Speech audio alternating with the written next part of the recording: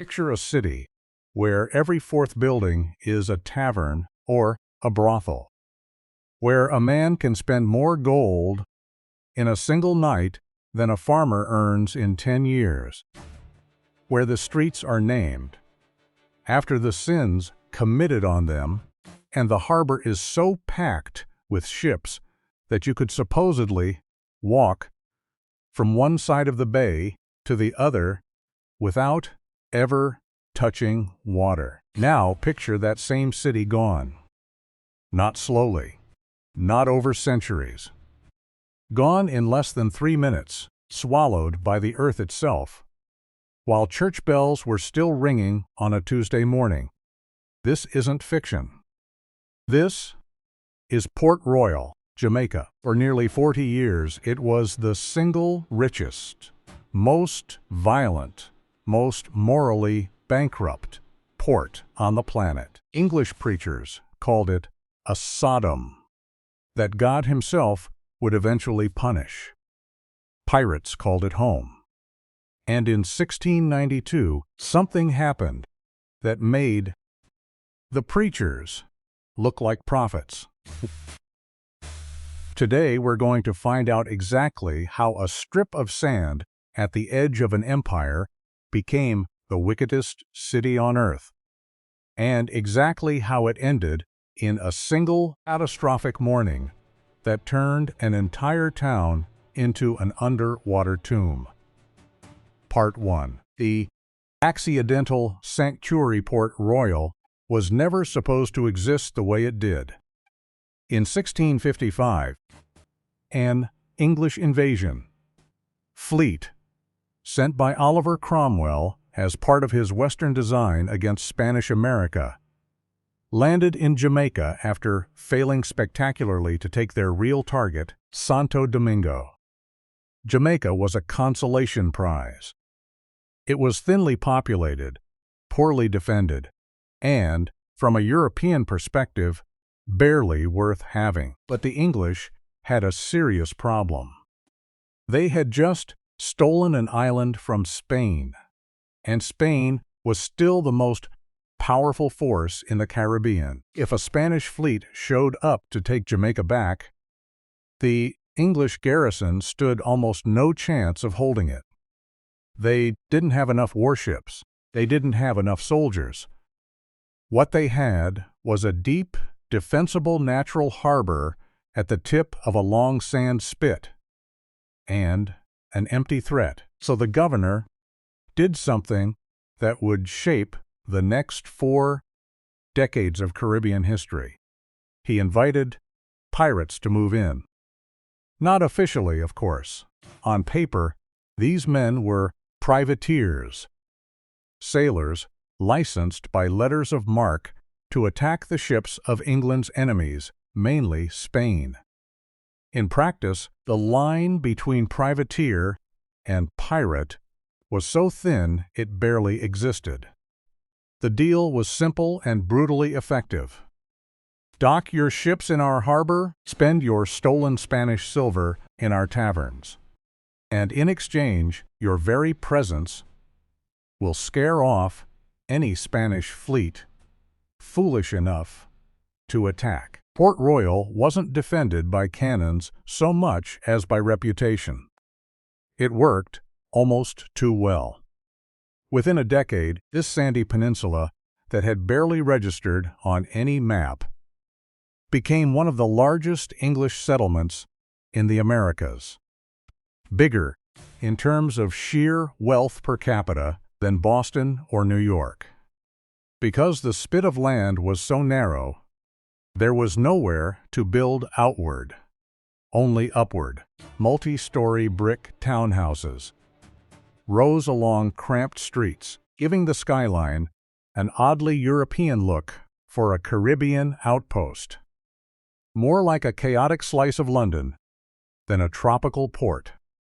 By the 1660s, contemporary accounts claim roughly 1 in every 4 buildings in Port Royal was either a tavern, a gambling den, or a brothel. Some estimates run even higher.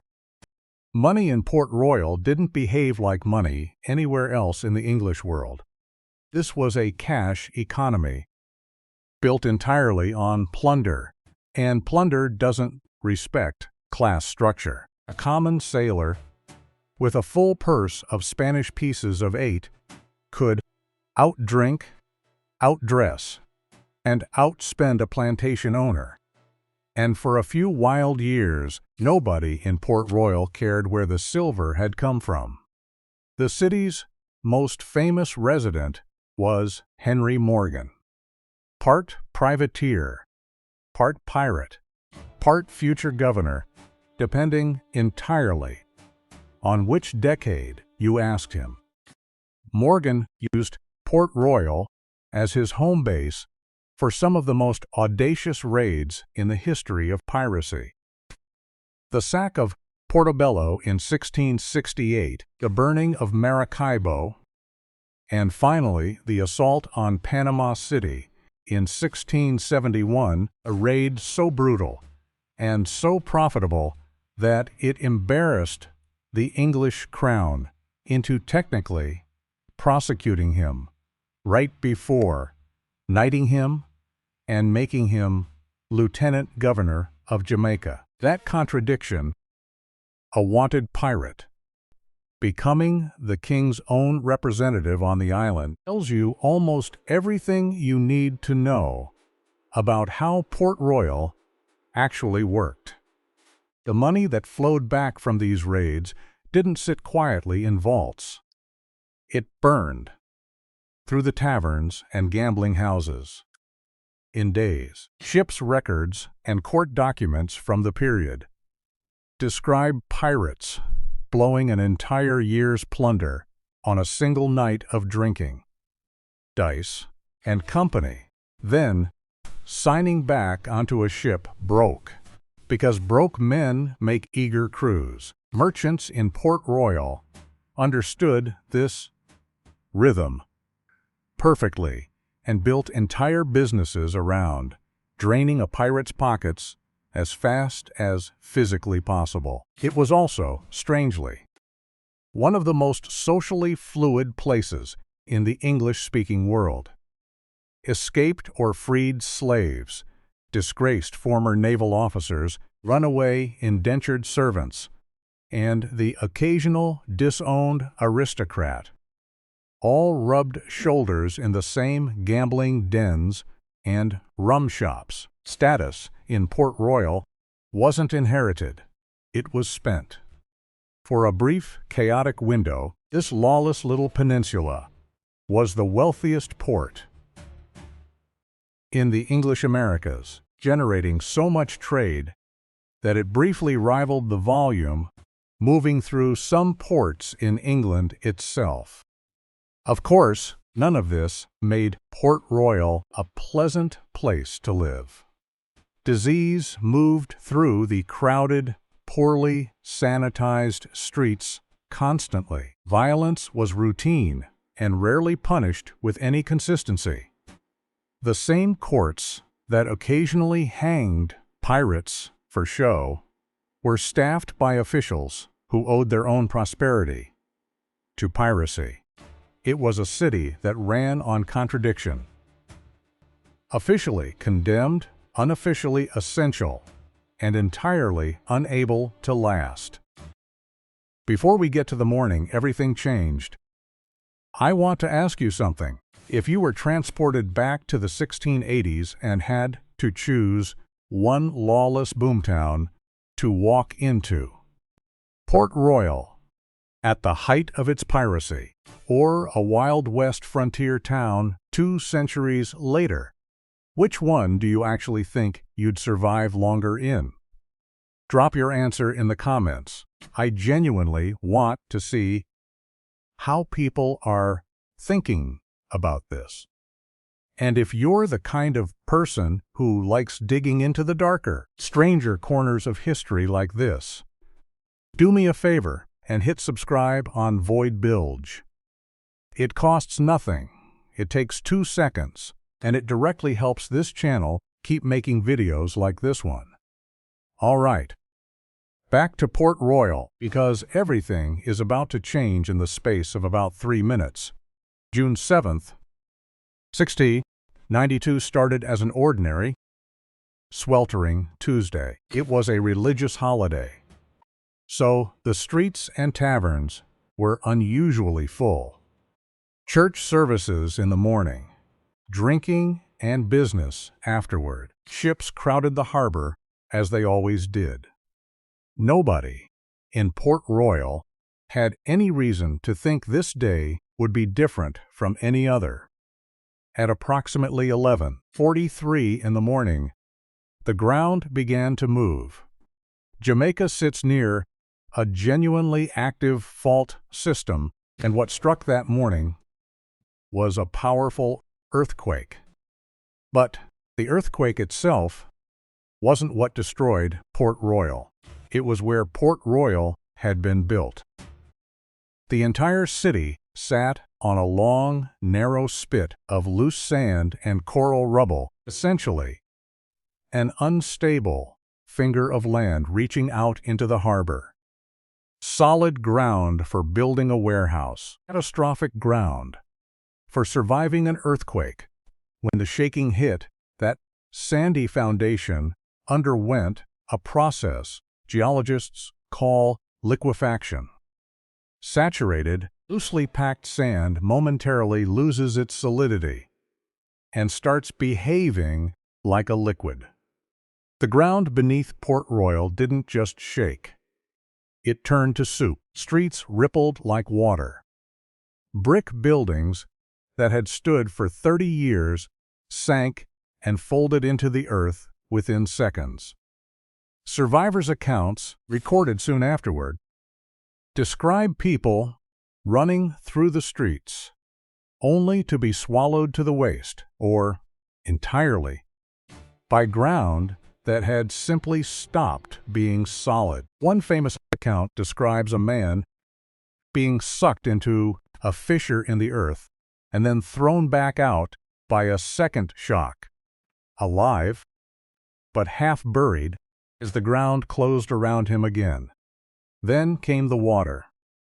As huge sections of the waterfront and harbor floor dropped and shifted, the sea rushed in to fill the space, generating a series of tsunami waves that swept across what remained of the town. Ships anchored in the harbor were lifted and hurled inland, some of them landing on top of buildings, in the middle of streets that no longer existed. The waves dragged the wreckage of the city.